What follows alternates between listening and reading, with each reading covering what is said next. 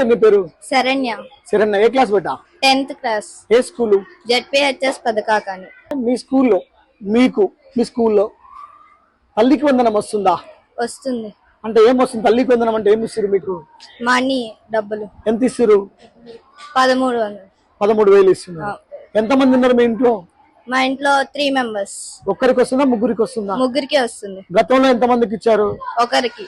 ఇప్పుడు ముగ్గురికి. సో అంటే మీ అన్న, తమ్ముడా? తమ్ముడు, అక్క, నేను. ఓకే, ముగ్గురికి వస్తుంది. సో ఈ ముగ్గురికి రావడం వల్ల అంటే ఒక్కరికి 13,000 అంటే మీ ఇంట్లో ఎంత మంది? ముగ్గురు అంటే ఎంత వస్తుంది? 39,000 వస్తుంది. 39,000. ఈ డబ్బులు రావడం వల్ల మీ కుటుంబానికి మీకు లాభం ఉందా నష్టం ఉందా? లాభం ఉంది. ఎలా ఏ రకంగా ఉపయోగపడుతుంది ఇది మీకు? మా అంటే ఇంట్లో ఫీజులకు కానీ, ఇంట్లో తినడానికి కానీ, వస్తువులకి అలా ఉపయోగపడుతుంది. సో మీ కుటుంబం భారం ఉంటే మీ కుటుంబ భారం తగ్గించడానికి కోసం ఉపయోగపడుతుంది. సో మీ చదువు కూడా ఉపయోగపడుతుంది.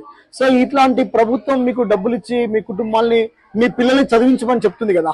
సో ఈ ప్రభుత్వం ఏం చెప్పాలనుకుంటున్నావు? ప్రభుత్వానికి, విద్యాశాఖ మంత్రికి నా తరపున అందరికి, మా పాఠశాల తరపున, మా టీచర్స్ తరపున అందరికి ధన్యవాదాలు తెలుపుకుంటాను. సో తల్లికి వందనం కొనసాగించమంటే ఆఫ్ చేయమంటావా? కొనసాగించారు. సో అంటే నీలాంటి మనలాంటి పేద బిడ్డలకు ఇది ఉపయోగపడాలి. సో ఇంకా చాలా మందికి ఇవ్వాలి, రావాలి, బాగా చదవాలి. తల్లికి వందనం పేరు ఎందుకు పెట్టో తెలుసా సార్ వాళ్ళు? ఎందుకు?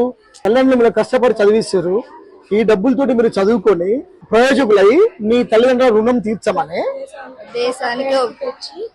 దేశానికి గొప్ప పేరు తెచ్చి ఉంటామని తల్లికి వందనం పెట్టారు. Very good.